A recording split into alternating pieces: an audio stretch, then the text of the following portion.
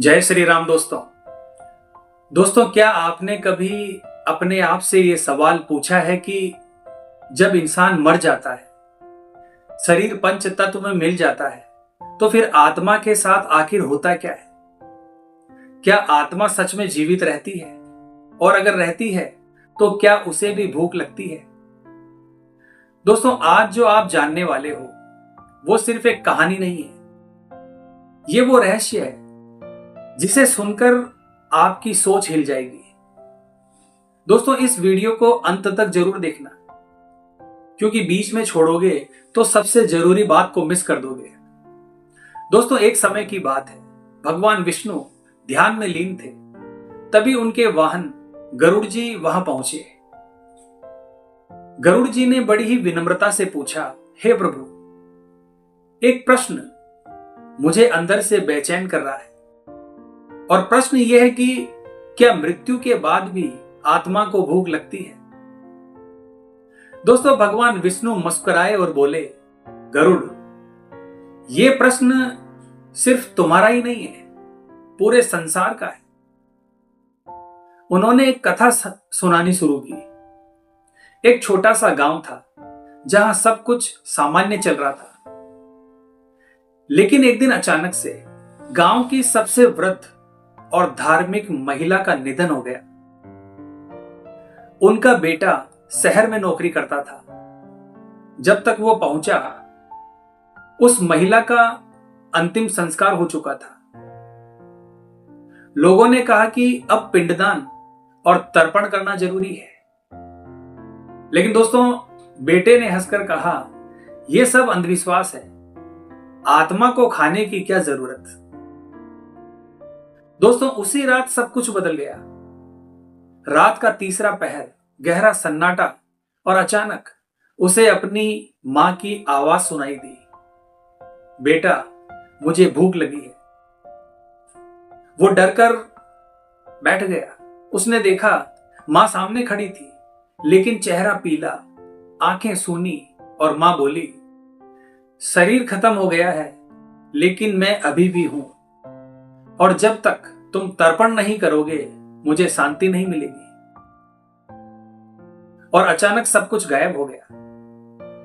दोस्तों, सुबह होते ही उसका दिमाग घूम चुका था। वो एक ज्ञानी पंडित के पास गया। पंडित ने शांत स्वर में कहा, मृत्यु अंत नहीं है, आत्मा एक सूक्ष्म शरीर में प्रवेश करती है और कुछ समय तक अपने घर परिवार के आसपास ही रहती है, लेकिन अब वो बोल नहीं सकती, बस संकेत दे सकती है। और हां, पंडित ने उसे गहरी नजर से देखते हुए कहा, उसे भूख भी लगती है, लेकिन ये भूख रोटी सब्जी की नहीं होती, ये भूख होती है श्रद्धा की, स्मरण की और ऊर्जा की।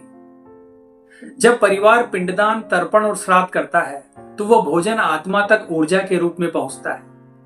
अगर ये ना किया जाए तो आत्मा बेचैन हो जाती है और कई बार संकेत देने लगती है, जैसे अजीबोगरीब सपने, घर में अशांति, बिना कारण के डर। अब वो बेटा पूरी तरह से बदल चुका था। उसने निश्चय किया कि मैं अपनी मां को भूखा नहीं रहने दूंगा। उसने विधि विधान से पिंडदान किया। दोस्तों, पिंडदान करते समय हर मंत्र के साथ उसका दिल रो रहा था, और जैसे ही अंतिम आहुति दी गई, चारों तरफ एक अजीब सी शांति छा गई। उसे लगा जैसे मां मुस्कुरा रही है।